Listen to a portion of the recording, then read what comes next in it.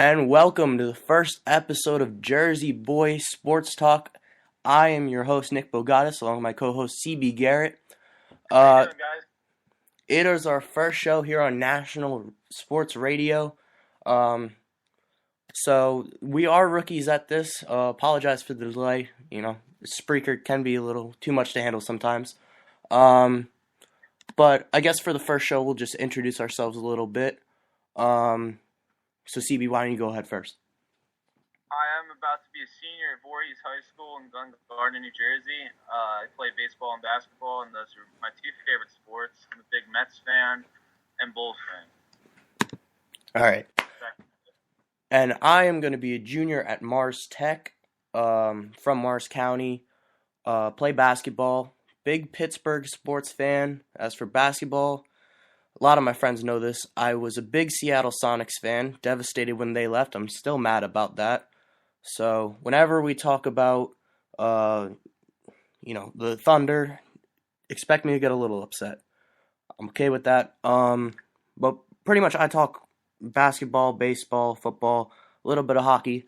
But please do not expect smart answers from us when it comes to the Premier League or MLS, because we just don't know that. So, a couple of plugs. We're coming soon to Facebook, not on there yet, but on Twitter. You can follow us at JB Sports Talk. And we are on National Sports Radio for now. Starting next week, we will be on the Infinity Sports Network, still on Spreaker. But very excited for that move. Anything to add, CB?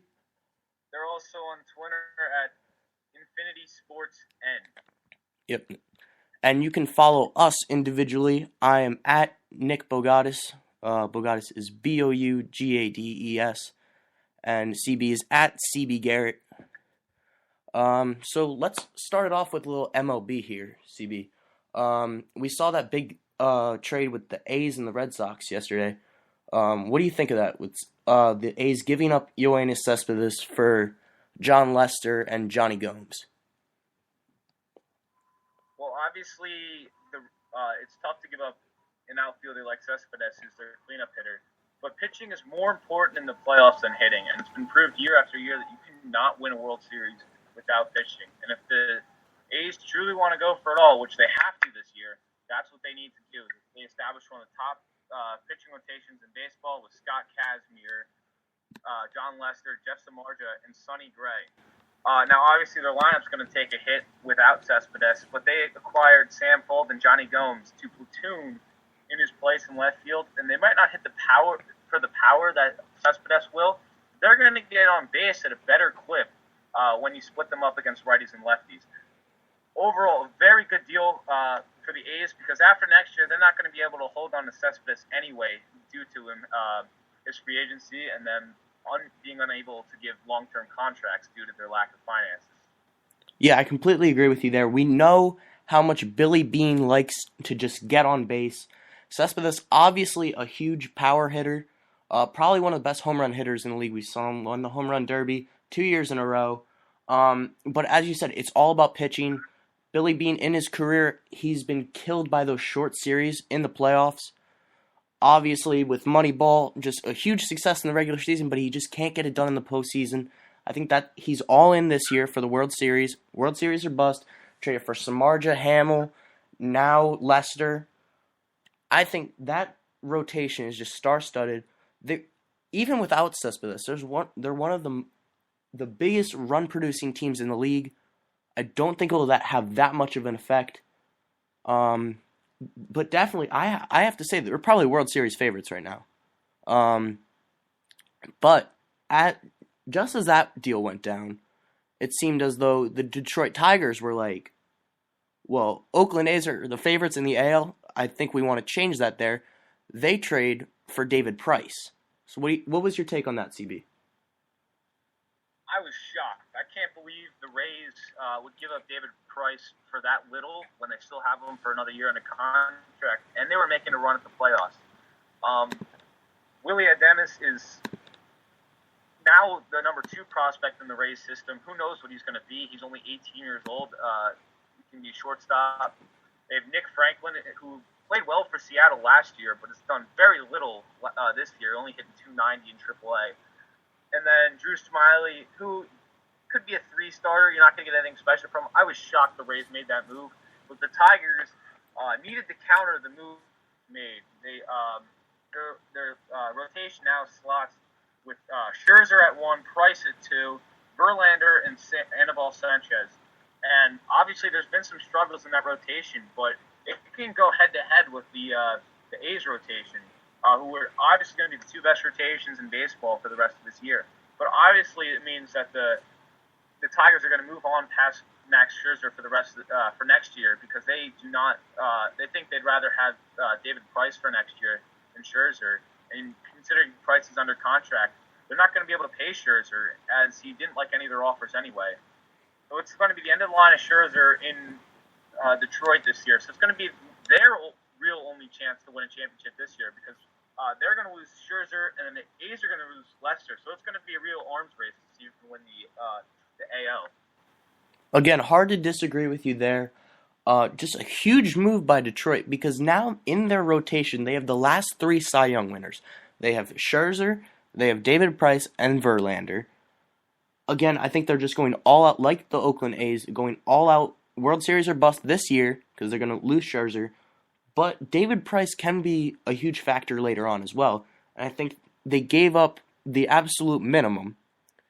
Also, to take away from this trade, the Mariners walk away with Austin Jackson, giving up only Nick Franklin. The thing I have with these MLB trades is that, first of all, one team gets a star, and the other team just gets a decent player and a couple prospects, or just, a boatload of prospects. And we don't know how these guys are going to turn out. They can turn into the next Jeter, the next Bagwell. Or they can just be some scrub who stays in AA the rest of his career.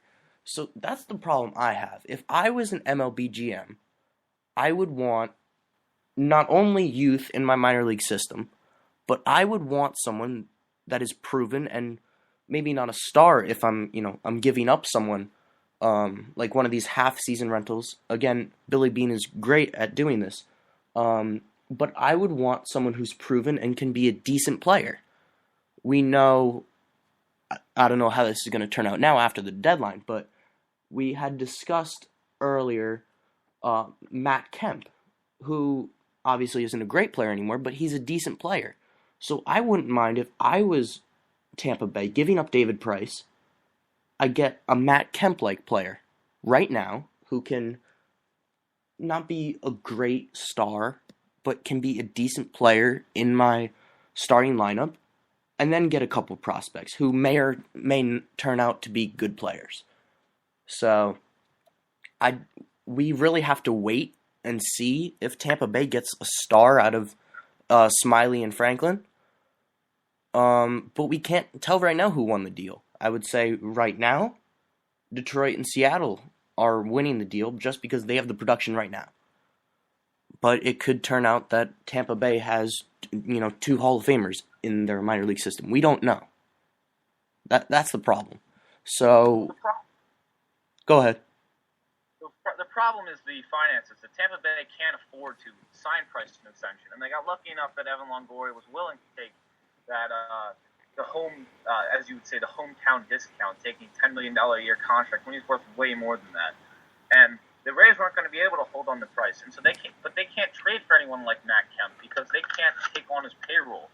Their payroll sits around $30 million, and they can't take a significant jump of about $7 million from one player. Oh yeah, I wasn't going Matt Kemp there. I was just saying a player like him, someone who can be decent right from the start, not someone you have to wait on.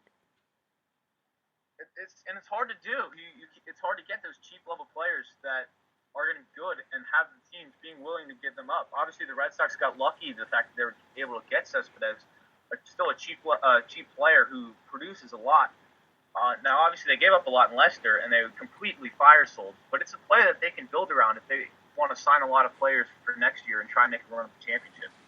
I just feel like, unlike basketball in the NBA and the NFL, you can afford to be mediocre in the MLB because you can build up. In the NBA, you have to be absolutely terrible or you have to be a contender constantly.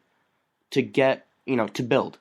In the MLB, you can sit at like, a Pittsburgh Pirates level and build up to where you can be a contender. You don't necessarily have to be in the tank every year. You don't have to be the Astros.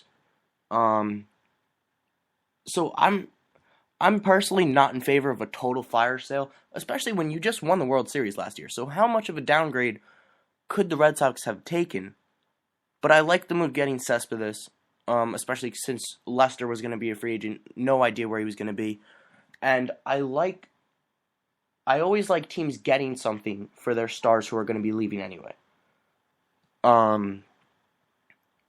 Even if it's a couple minor leaguers, they could turn out to be good.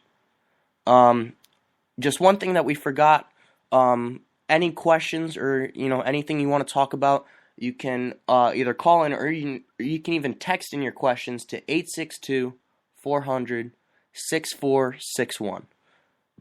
862-400-6461. All right, and also a big player in the trade deadline was the Yankees. I was a little surprised by that.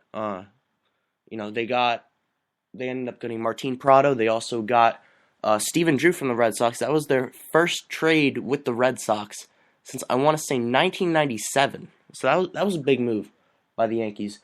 Drop Brian Roberts, but, he's 37. What is he actually going to do? So what was your take on that, CB? How the Yankees improved? Well, they might have improved, but not drastically. After all, Stephen Drew is a 170 hitter this year. Martin Prado's only played one game in right field, and Drew's never played a game at second base in his life. They might take a hit in the field, and for a team that's been struggling to score a lot of runs and is going to have struggles with pitching, they can't afford to lose runs on the defensive end.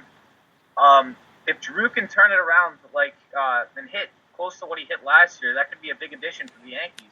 But he's not been close to the player after sitting out the first couple months of the season looking for a new contract. And Martin Prado is a solid player, but the problem with him is he's going to be owed $11 million for next year and the year after that. Now, obviously, it's the Yankees, and they're willing to take on money, but he's a player who might not even slide into their future, and they're going to be paying him $11 million the next 2 years. But they might use him at second base after this year, but third base is going to be plugged up by A-Rod next year, and I would assume that they're going to want to bring in an outfield power bat because they like Brett Gardner and they like Jacoby Ellsbury. They're going to bring in speed, but if they want to contend, they're going to need to bring in a power bat in the outfield. So Prado's only position is going to be second base for them, and who knows if that's going to be what they're going to want to do with him. Mm-hmm. Well, first of all, I think Stephen Drew is more of a move towards the future because you're going to have Jeter leaving at the end of the season. Move Stephen Drew to shortstop, and I think he can be pretty productive there. Now, in terms of the outfield, I think we can always count on the Yankees to sign some washed-up superstar, overpay for them, and then they'll have decent production if they don't get hurt. I don't think Brian Cashman is looking towards the playoffs this year, quite honestly. Tanaka's on the DL. Don't know when he's coming back. So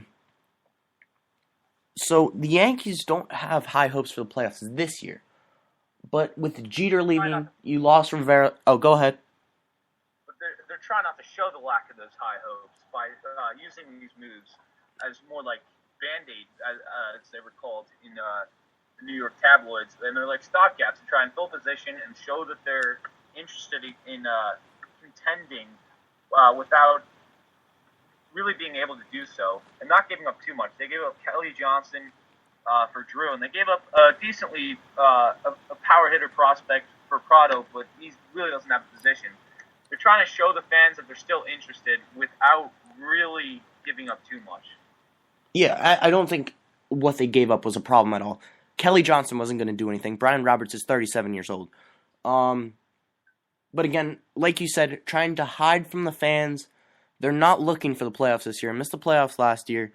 But the thing is, you look at the Yankees. They lost Mariano Rivera last year. He retired.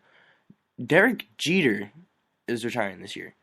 I don't think a lot of people can actually fathom the idea of Derek Jeter retiring, because not just for the Yankees, but Derek Jeter has been the face of the MLB for a long time. and what it means to the sport, not just the Yankees. I mean, even the Red Sox can respect a guy like that. I'll tell you, we were in Boston a couple weeks ago.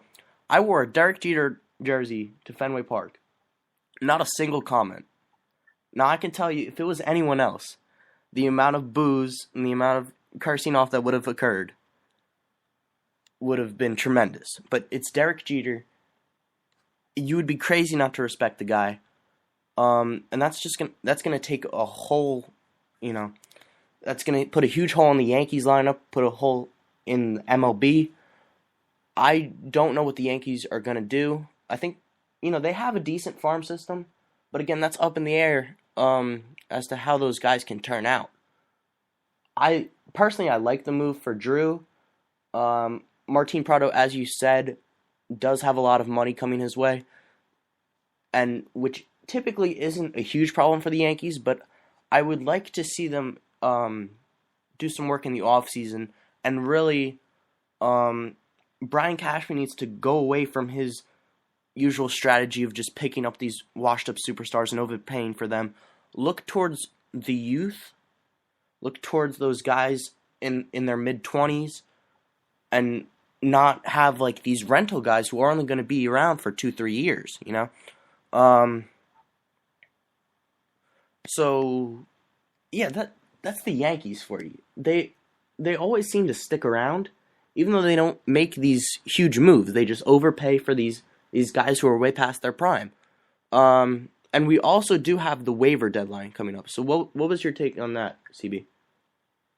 Well, I think that the two recent injuries, Matt Cain, we learned today, will be out for the season. And then yesterday, Tyler Skaggs went down with an elbow injury. And you don't see too many pitchers pulling themselves when they have a no-hitter going on. So that could be potentially serious. And I think that those two are teams that could be in the market for pitching. One name that if the Mets fall out of it, who could be on the market, Bartolo Colon. He's put together a solid season. I think those are two teams that could be in play for him. Now, the Mets right now sit only 5.5 games out of the wild card, so it's to be seen if they're going to move him. If they move up on the playoff race, he's probably going to stay. But if the Mets fall out of the race, he's a name that could definitely be moved. And also, a lot of teams are looking for second base help, and Aaron Hill is someone from the Diamondbacks who could be available and would probably pass waivers. There's a ton of players out there, and there could be a lot of small moves. But obviously, with Cliff Lee going down yesterday, that move's not going to happen, as he's likely out for the season. Cole Hamels is likely not going to move, but Marlon Byrd could possibly go join a team. I think Ruben Amaro Jr. is going to feel pressure to make a move after all the heat he's taking from not making one at the non-waiver trading deadline. There's definitely a lot of players that can move. I feel like it's going to be more the hitters, though, because we saw a lot of star pitchers move at the deadline. Also, like Josh Willingham could be on the move. No point for the Twins to hold on to him the final year of an expiring contract. And he's one of the better bats out there. It's been a weak trading deadline for hitters. All right, so we're just going to move past baseball for a second. I just had this breaking news come in. Looks like Auburn quarterback Nick Marshall, he was cited for marijuana possession in July, and he will not start the opener versus Arkansas this year. CB, what's your take on this? And quite honestly, just the NCAA infractions in general. Obviously, losing a quarterback is always a big blow for a team, especially a talented quarterback like Nick Marshall. And it's not like most teams who play a cupcake game their first couple weeks. They're playing a good team in Arkansas. They've had a couple down years, but it's still an SEC team that, without Nick Marshall, it could be a problem for Auburn. Now, luckily, they should have the firepower to get past Arkansas. But it could definitely be a problem in that game, and potential upset could occur there. We have no clue how long it will be before Marshall gets back to the field. We just know he will be out for that first game. And I got to stop you there real quick. It just says that he's not starting. Now, Gus Malzahn today at the SEC Media Day, he just kept it at he's not starting. They asked whether he'll miss the first play, first series, first quarter.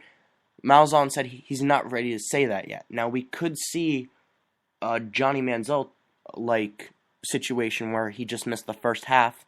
Obviously Nick Marshall, a big part of this offense. Now the problem I have with this, I'm not sure if this is an NCAA mandated thing or this is an Auburn in-house suspension. If this is the NCAA, I just have a problem with all the double standards and selective enforcement. Now, this is a rant for another time, but I'm just going to get into it real quick. With Johnny Manziel, you suspended him, a half for signing autographs. If it was some kid at Boise State who doesn't make you any money, who doesn't make the kind of jersey sales that Johnny Manziel, or even Nick Marshall, he would be suspended games, maybe even a season, for something like marijuana or autographs, making money off autographs.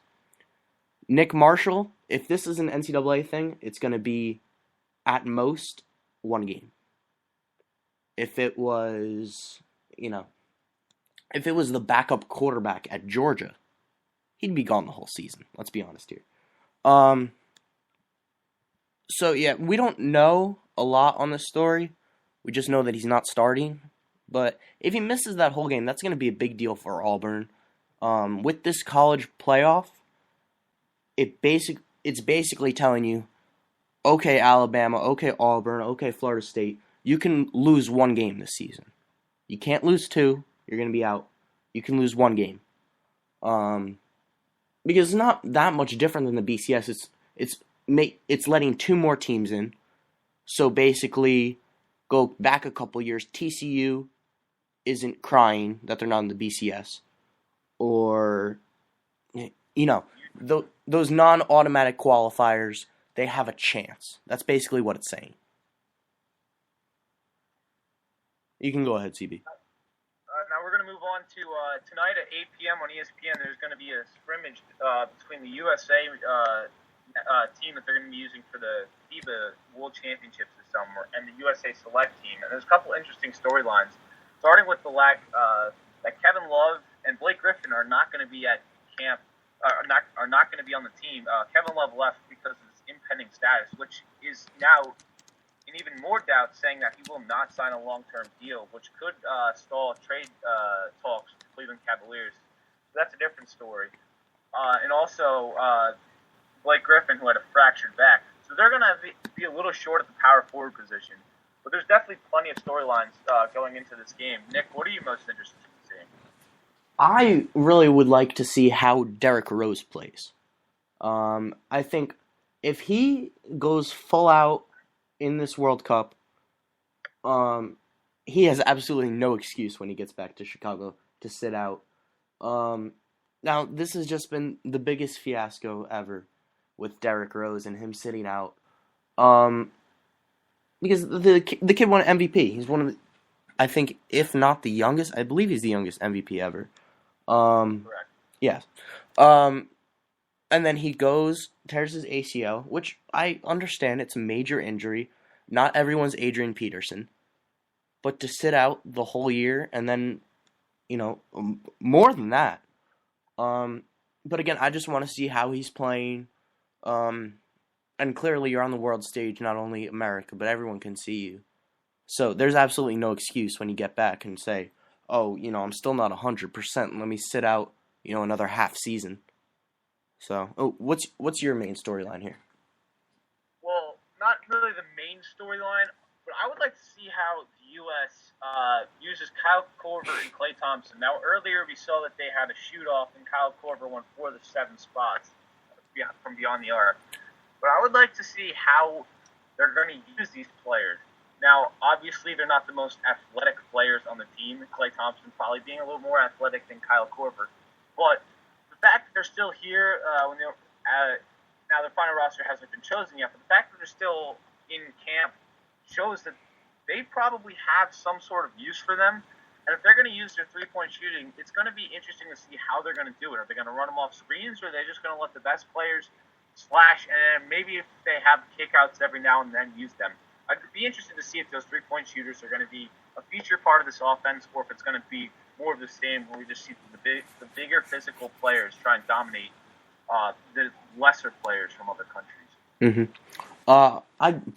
I think Kyle Korver, even though his role has been diminished on some teams, he's probably one of the greatest three-point shooters we've seen in a long time.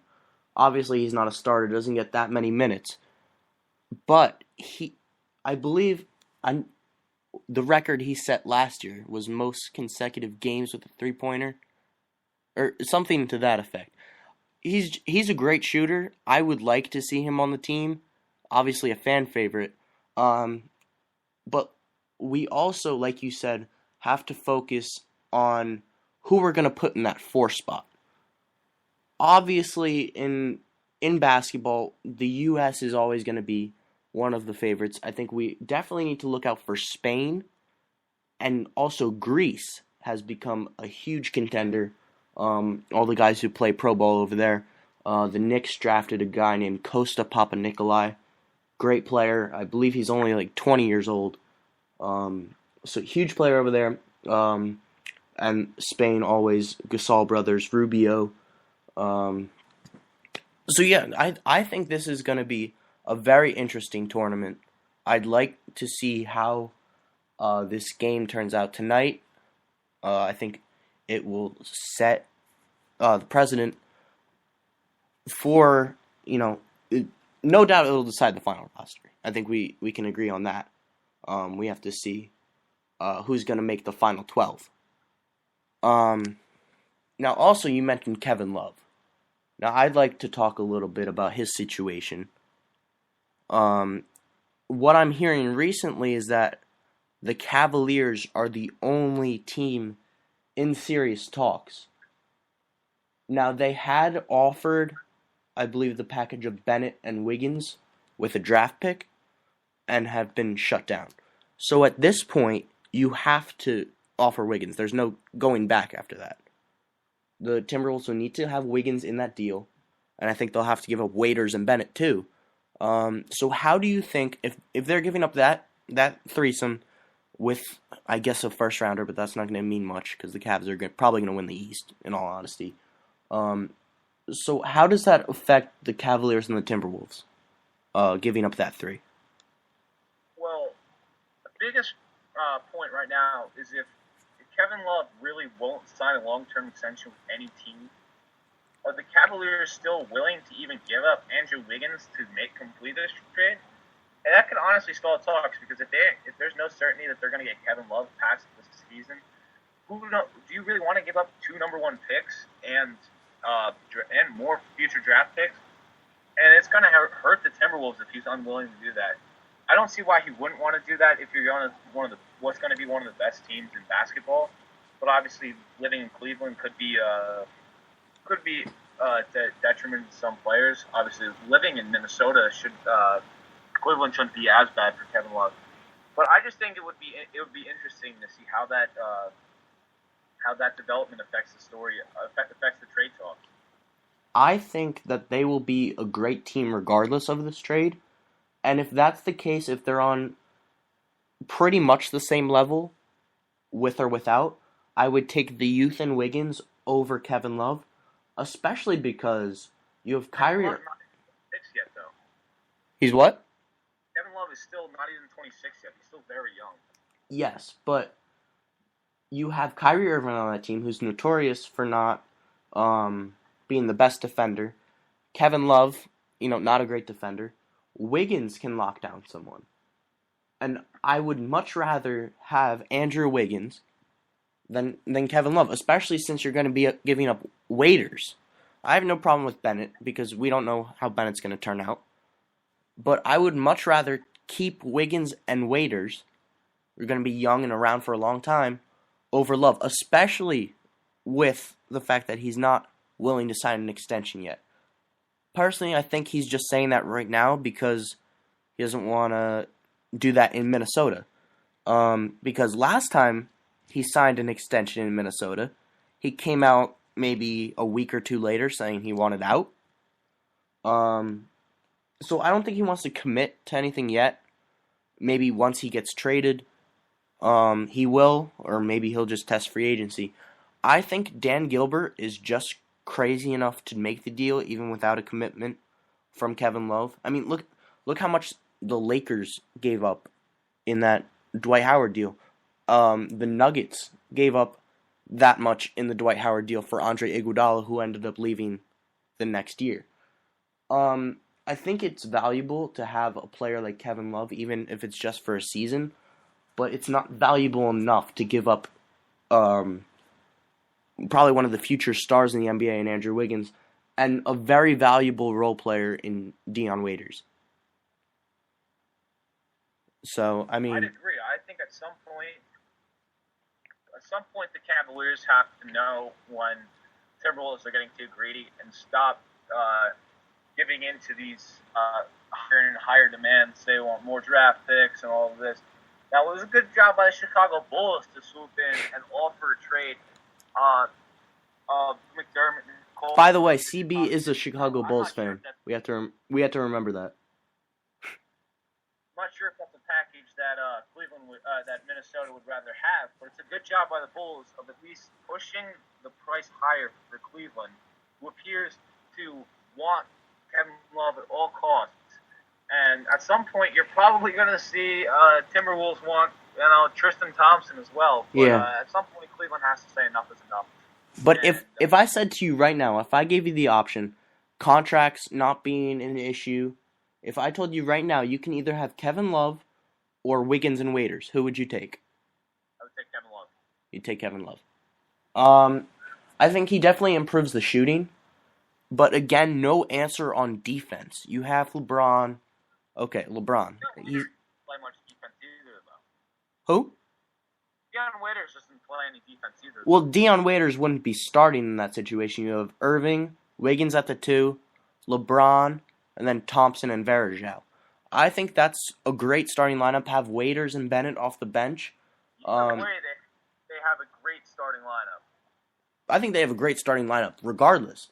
So, again, I would much rather have the youth over. Kevin Love's only 25, yes, but he's not a factor on defense as much as you would like him to. He has the height, he has the shooting. Rebounds. You have Anderson Varejao and Tristan Thompson. That's not.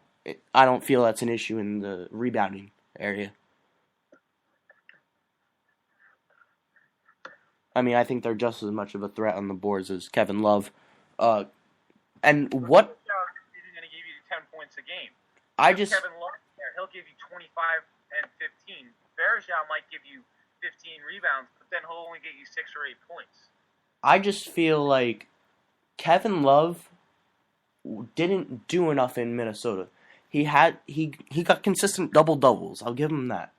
But the Timberwolves didn't even get an 8th seed his entire time there.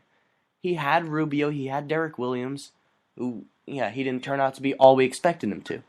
But he could have at least made a run for the playoffs, don't you think? They weren't even a threat to make an 8th seed his entire tenure. I think the problem was his supportive cast. Rubio was atrocious last year. He shot around 30%, like an all-time low. And Kevin Martin's okay, but he's nothing special. And then Nikola Pekovic, who was injured for a good portion of for about 20 games last year, and until Pekovic got hurt, that was one of the best big man tandems in the league, and they were contending for a playoff spot. But after Pekovic got hurt, it all went downhill because they had no one else to slot in with Kevin Love. And all right, no real point guard threat. They had trouble. All right, and we do have a caller on the line. Welcome to Jersey Boy Sports Talk. Who is this on the line? Hey, this is Matt from New Jersey as well. All right, what you got for us, Matt? I just wanted to know, D-Rose is going back off his major injury for the second time. I just want to know how many points do you think D-Rose is going to average this year? CB, you are the Bulls fan here. Why don't you take this one? Well, obviously, it's very dependent on if he can stay healthy, which is a big if at this point, sadly, for his career. apparently, now obviously we don't have complete access to the USA training camp, but after tonight's game, we'll have a better grasp of how he's going to be able to do against real competition and real games. I think somewhere in the 20s is definitely reasonable because he has not a lot of scores around him. Obviously, he has some big men who can score in Pau Gasol is going to help the scoring, and Joakim Noah is a decent scorer.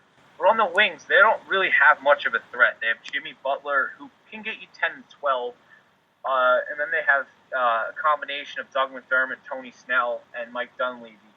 That's not a bad combination, but they're not going to score you a lot of points. They're more defense, especially with Snell. And then McDermott being a rookie, it's going to take time to see how he develops. I think Rose can slot in about 20 to 22 points for the Bulls this year. If they get about 15 from Gasol, about 15 from Noah, with a very good bench, that should be enough for the Bulls to be a very good team this year. I completely agree with you there. I think Derrick Rose will have to shoulder a decent load of the points here. Probably around, like you said, 20, 22. Yeah, that's what I'm thinking. Now, while we're on the subject of the Bulls, by the way, thanks for the call, Matt. CB, what kind of impact do you think Nikola Mirotic will have this year coming out of Europe? It's going to be interesting because he hasn't faced as many big and physical bigs, and that's what he struggles with. He's going to be more of a stretch the floor guy. He can shoot the ball very well, can put the ball on the floor and drive. I think he's going to have some athleticism advantage in some of the big men he didn't play. Like if you put him up against the Carlos Boozer would dominate him inside. But Mirotic will be able to beat Boozer off the dribble, and be able to shoot over him. I think defensively he might struggle, and I think offensively he's going to provide a big boost for them. Obviously, there's a lot of bigs for Chicago. They have Noah, they have Mirotic, they have Gibson and Gasol. It's unclear how many minutes he's going to get until we see Tom Thibodeau's rotation play out. But I think if he gets 25 minutes, he could probably contribute 8 to 10 points. He's a very good scorer, a bit undersized on the muscle aspect on defense, but I think he can improve defensively as he puts on that muscle and can physically, quote unquote, bang in the paint with the bigger players. But I think he's going to be a very good offensive player. Mm-hmm. As much as I am against drafting these kids locked into European contracts early in the first round, I do like the fact that in Europe when they play, you see all these big guys come over, and they can play on the wings. They can take it to the paint. Because what they do in Europe is, no matter how tall you are, no matter what position you're meant to play, you are trained for every position on the floor. That's why you have these shooters. That's why you have guys like Andrea Bargnani. He can shoot from the perimeter. He can work a defender on the perimeter, even though he's 7 foot tall. So that's definitely a plus for the Bulls. Again, like I said, I don't like using these high draft picks on those kind of guys. We saw the 76ers trade for Dario Saric this year. He's locked into a 2-year contract in Turkey. So you won't see the 76ers actually be a threat in the East for a little while. For a couple years at least. So real quick, what's your take on bringing in these players from Europe, using lottery picks on them? It's a difficult it's a difficult call, especially because it's hard to know how players' game can transition to the NBA. Now the Bulls obviously got a high value pick in Mirotic. They only had to trade. He was drafted by the Timberwolves at 22 overall, and they didn't have to pay very much for him 3 years ago. It was more of a try, and they were bumped up on the salary, and they wanted to trade for someone who wouldn't count against his salary right away because they knew he wouldn't come over. And he developed to the point where their Bulls were offered somewhere in the range of the 6th or 7th overall pick for him. And the Bulls turned that down because they believe in him that much. Some situations, it can obviously turn out great, but like the Ricky Rubio situation, he was supposed to be a phenom, and he's honestly underperformed in the NBA this far. Mm-hmm. It's a tough position for GMs, but you can sometimes find real steals overseas if you get the right players and are willing to wait years for them. Yeah, we'll see how guys like Saric and Exum turn out in the NBA. We're going to head to commercial real quick. We'll be right back with some NFL news for you. So stick with us. Be sure to tune in to Blake and Noah LA to Chicago weekly on Sunday nights as we cover the biggest news in sports. Topics range from breaking news, trade rumors, score updates, predictions, and of course, our famous Say What segment of the week. Get on Facebook and like the Blake and Noah LA to Chicago page. Also, feel free to text or call in each week. Be sure to...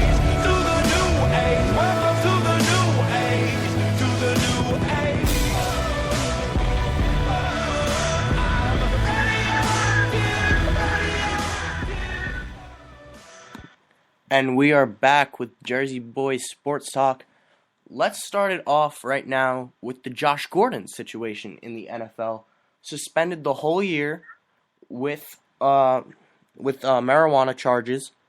Now he is appealing the suspension. And apparently his case is that he failed his drug test because of secondhand smoke. Now, CB, are you buying this at all? It's certainly possible, but there's a lot of facts that you have to look at first with this. Now, the World Anti-Doping Association has a marijuana threshold of 150 nanogram. The NFL's is 15. So obviously, the NFL has very strict marijuana standards, and 15 is a very low. 15 nanograms is very low in terms of marijuana in your system. So it's certainly possible, but either way, you have to be more responsible than that. But the only reason I would think of buying it is because Josh Gordon is a level 3 offender of the marijuana policy because of his past offenses, and he subject to 10 tests a month. And if you were really smoking marijuana, it's going to be hard to pass all those other tests a month.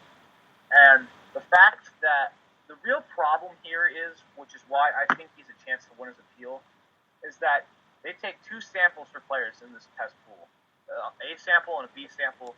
They're randomly A sample, B sample. His B sample passed. Now, they only test the B sample if the A sample fails, and if there's if there's no trace of marijuana in that other sample, then he passes. But if there is any trace in it, obviously he fails. Now, with that second sample being below the threshold, it's testing discrepancy to the fact that if one test barely fails by 1 nanogram, at 16 nanograms compared to 15, which is below military standards, state standards, all those other marijuana standards. If he fails by 1 nanogram on the other one, and passes by over that on the other test, the average of the 2 tests still has him passing. Now, obviously, that's not how the NFL does it, but they're going to argue that he shouldn't be penalized for testing discrepancy. They're going to use the marijuana secondhand smoke argument, but it's going to be hard to prove that that is the case. Now, obviously, they can bring in witnesses and say that, but how credible those sources are is obviously going to be brought into question. And the thing that with the secondhand smoke that makes it sort of believable is that his levels were so low to the fact that he had so many tests in the span of a month. 10 tests in a month is basically 1 every 3 days, and marijuana is not going to get out of your system very fast. So it's possible, but I don't think he's going to win on that. And if he wins his his appeal and suspension gets reduced at all, it's going to be on the fact that there's a testing discrepancy and that one of his samples passed and the other one didn't. It's a 50-50 shot on which one it was. Yeah, I mean, there are some problems with drug testing in sports, but I am not buying his story at all. This suspension, this year-long suspension, isn't just about the marijuana use. He is a repeat offender. Once the suspension was handed down, he got caught with a DWI. He's been arrested several times with DWI, DUI, whatever it may be. That's why the suspension is so long. They're not going to suspend a guy for smoking marijuana once, 16 games.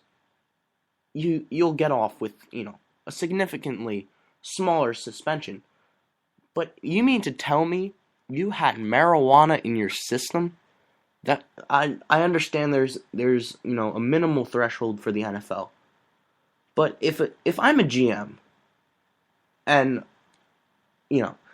he's saying, "Oh, I failed a drug test because I was with people who were smoking marijuana," that concerns me a little bit. He's hanging out with these kind of people. But I mean, maybe if this was his first time getting caught, and because the threshold is so small, and whatever it may be, okay. But how many times has Josh Gordon got caught with weed? How many times has he been caught drunk driving and whatever? And I just don't buy it at all, just because of who he is. I know several of his former teammates have come out.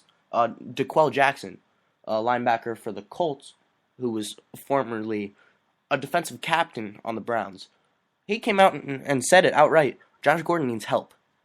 And I think he does. I think the NFL needs to be more involved in that than suspending him. I think he needs to get the proper rehab because he is a star in this league. I'm not going to, minimize that.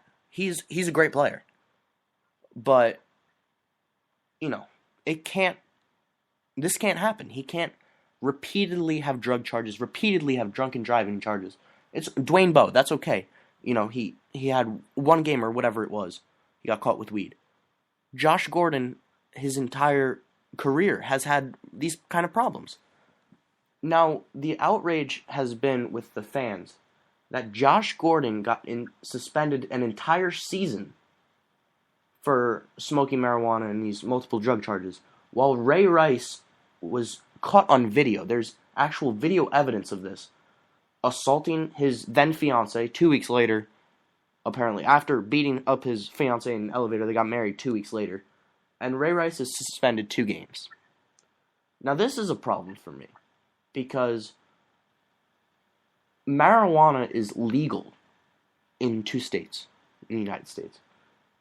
I cannot tell you a single state where domestic abuse is legal. So, Josh Gordon can have all the drug charges he wants. I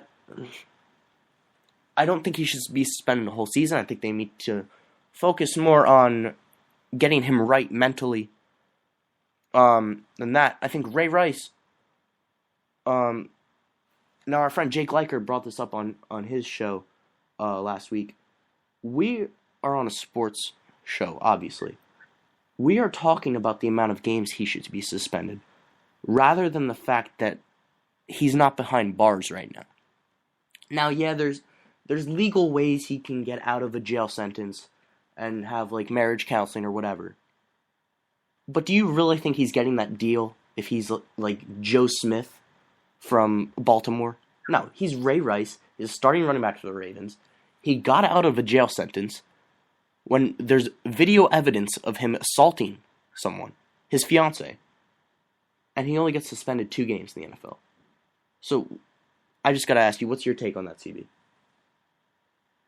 Obviously, there's a lot of problems with the NFL, and there's no one who's going to argue that suspension was too long or anything like that.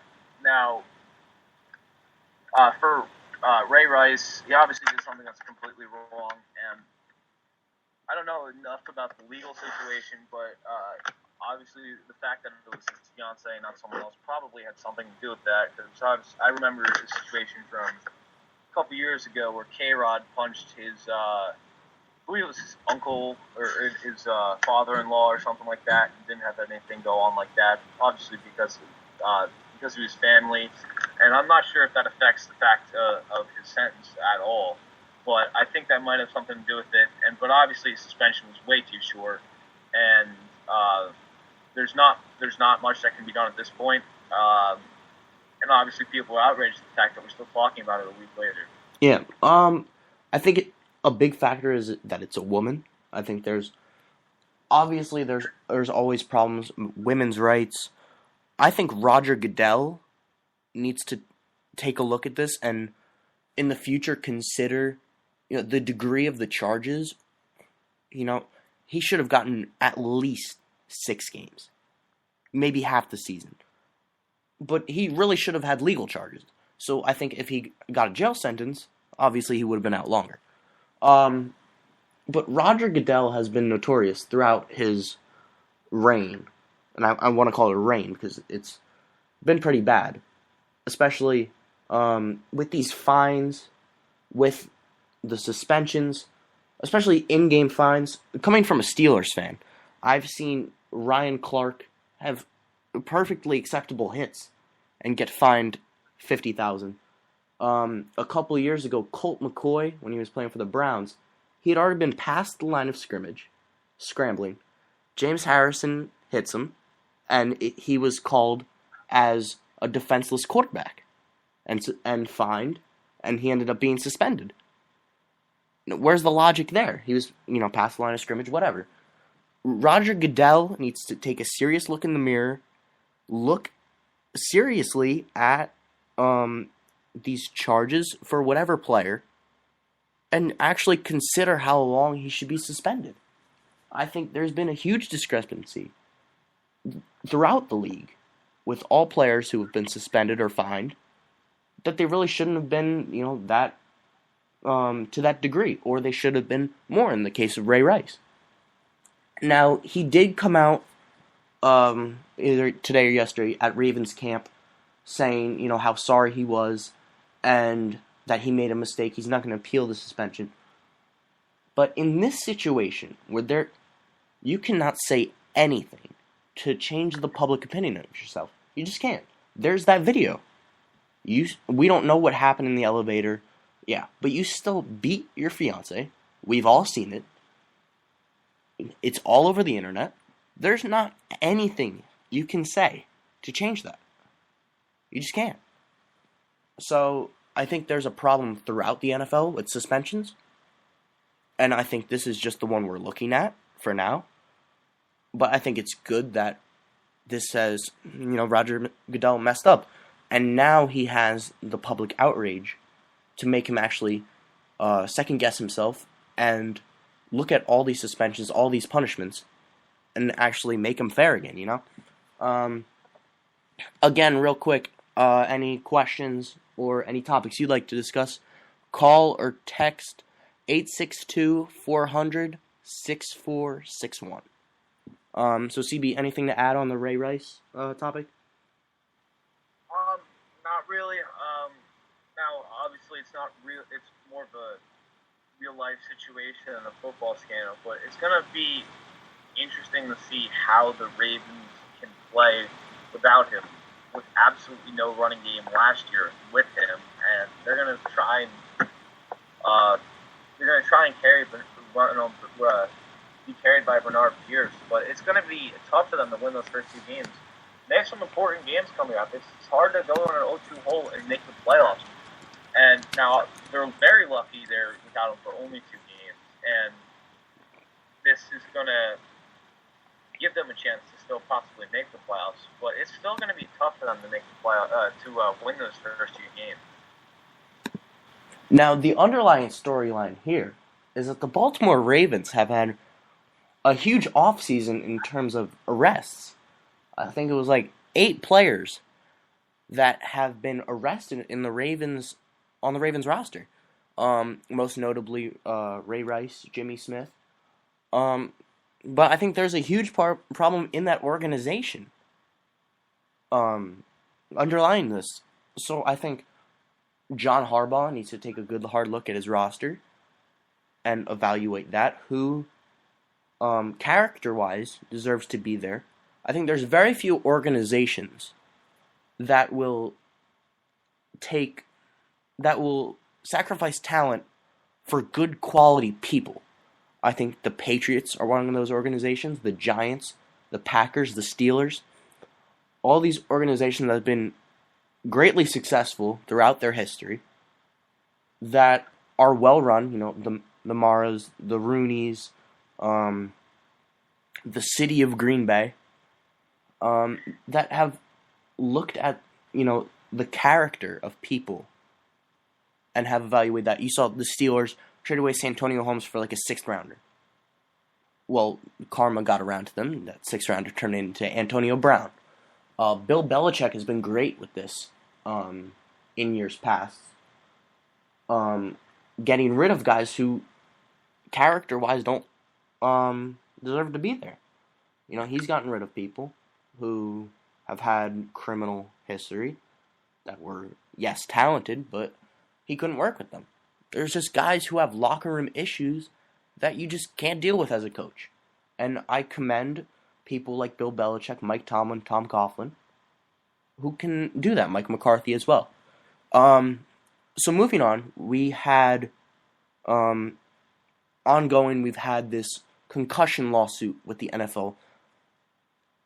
Several former players are suing the NFL over concussion symptoms and health problems. We saw the tragedy of Junior Seau taking his own life because of symptoms of concussions and brain injuries.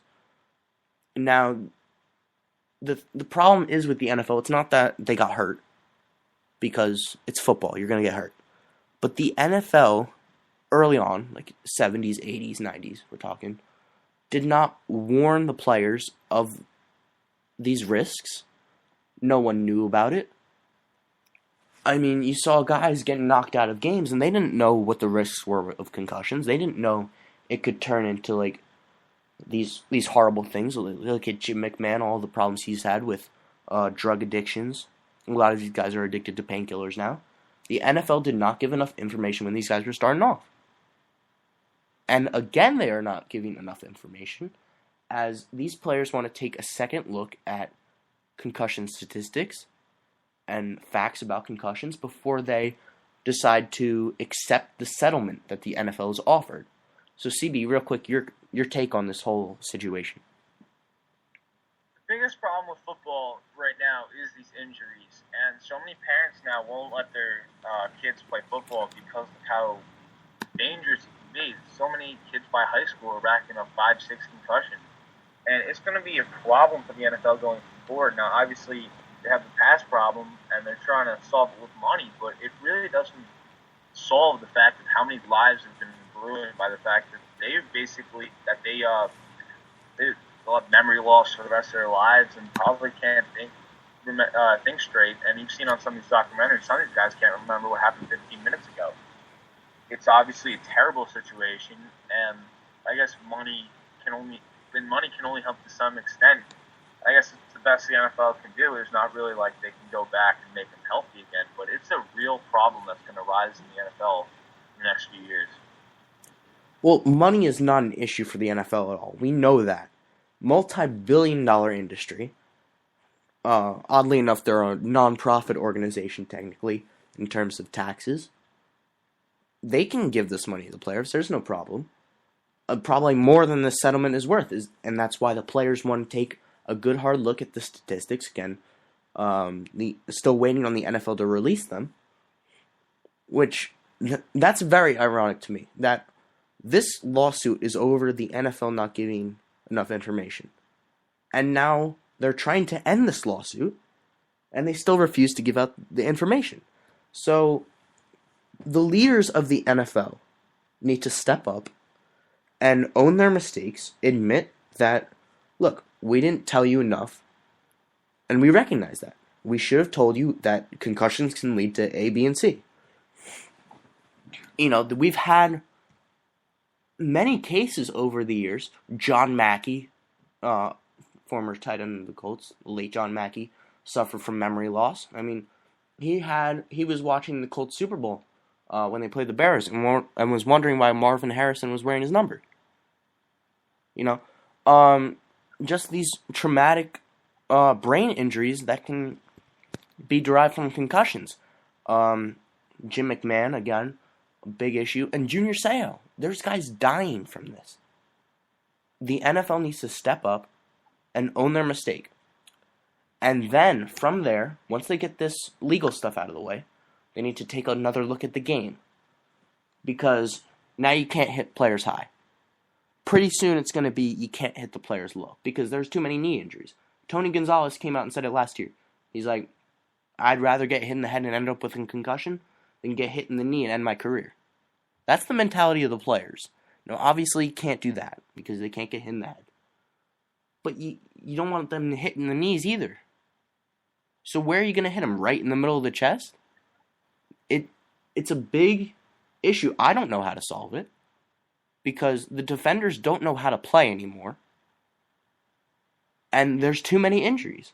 So, I mean, I love football. I don't want the game to die. I don't want moms not letting their kids play and not having enough talent out of college and having the sport die out that way.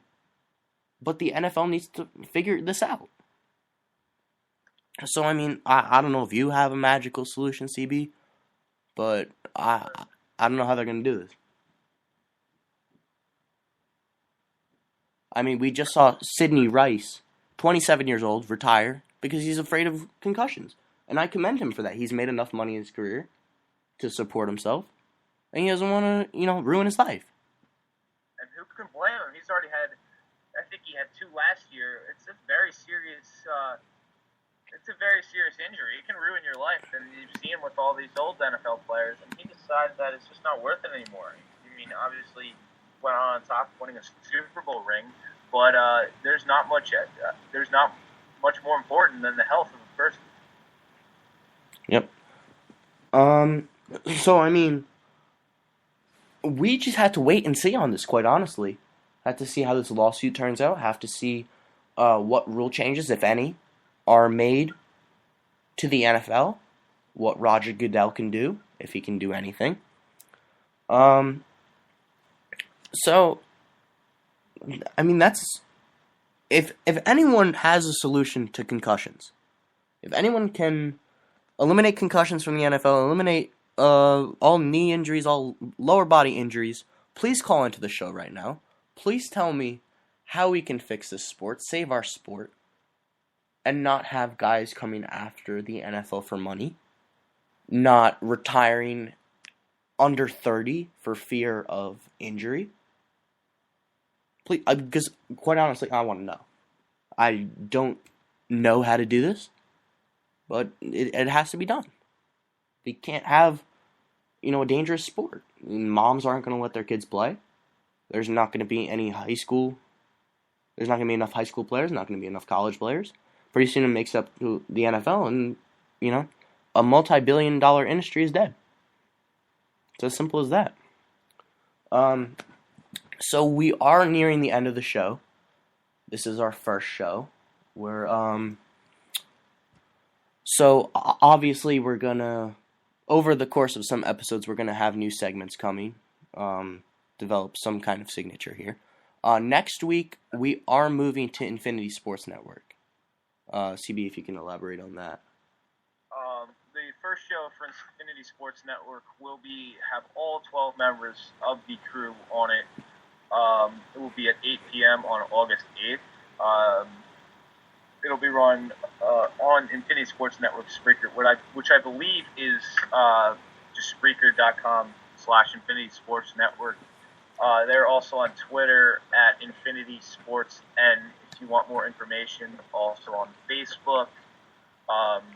Our show is also on Twitter at JB Sports Talk. We will be creating a Facebook page at some point in the near future. You can also follow each of us individual on Twitter. He's at Nick Bogatis, Bougades, and I'm at CB Garrett, CBGarrett. we originally put out that our phone number for today was going to be different than what it ended up being. We're sorry about that. We had some technical difficulties. We'll try and put that out a little bit sooner next time if we have to make adjustments, and we'll go from there. All in all, thank you all for listening. We look forward to having you hear us again in the near future on Infinity Sports Network. Nick, you got anything else? Yep, and just real quick, basically tonight CB's computer just spazzed out. I'd like to point that out. And real quick on Twitter, we are currently an egg for our show Twitter, but that will be changing soon. Don't you worry. Like CB said, we'll be coming to Facebook soon, like our page. Like Infinity Sports Network. Follow them on Twitter, all that. Would really like to thank National Sports Radio for having us on and for this opportunity. But that'll pretty much do it for us today on Jersey Boy Sports Talk. Thank you for joining us for our inaugural episode, and we will see you next week for the first Infinity Sports Network show. So thank you for listening, and we'll see you next week.